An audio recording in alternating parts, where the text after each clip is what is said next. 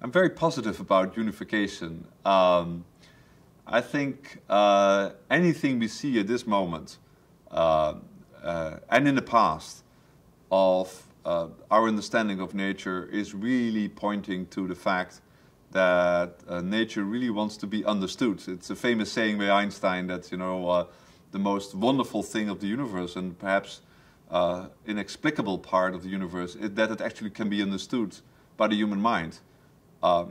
If you see just the last century, where how much we covered, realize that just 100 years ago, any property of any material was basically a just so story. It was not a fundamental way to argue. Now with the advent of quantum mechanics and our particle theories, we can compute all of that.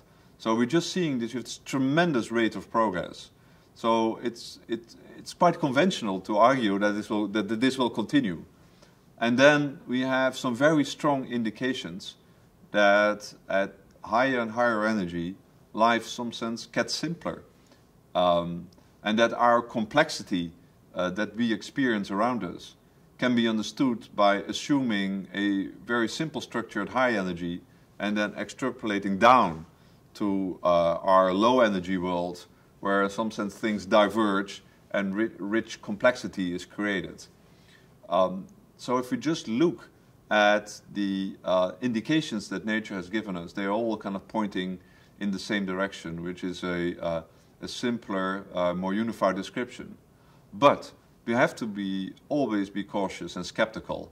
It could be that it's our minds that are pulling in this direction, and that nature played a trick to us by being so open for unification and simplification over the last decades, and that she might certainly take a different turn and that life becomes again more complicated.